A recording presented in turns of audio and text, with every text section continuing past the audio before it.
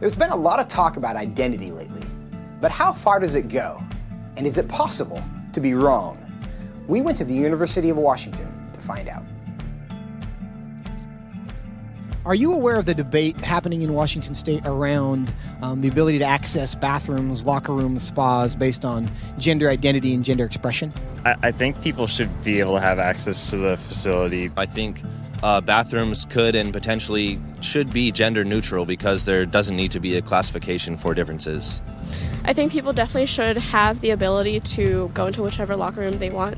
I feel like at least public universities should do their best to accommodate for those who do not have a specific gender identity. You know, whether you identify as male or female and whether your sex at birth is matching to that, you should be able to utilize the resources. So if I told you that I was a woman, what would your response be? Good for you. Okay. Like, yeah. Nice to meet you. I'd be like, what? Really? I don't have a problem with it. I'd ask you how you came to that conclusion. If I told you that I was Chinese, what would your response be?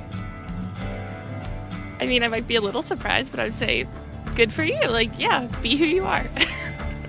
I would maybe think you had some Chinese ancestor. I would ask you how you similarly came to that conclusion and why you came to that conclusion. I would have a lot of questions just because on the outside I would assume that you're a white man. If I told you that I was 7 years old, what would your response be? I wouldn't believe that immediately.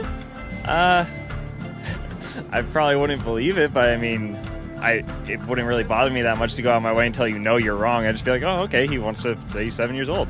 If you feel 7 at heart, then then so be it. Yeah, good for you. So if I wanted to enroll in a first grade class, do you think I should be allowed to? Probably not, I guess. I mean, unless you haven't completed first grade up to this point and for some reason need to do that now. If that's where you feel like mentally you should be, then I feel like there are communities that would accept you for that. I would say so long as you're not hindering society and you're not causing harm to other people, I feel like that should be an okay thing. If I told you I'm 6 feet 5 inches, what would you say? That I would question. Why? Because you're not.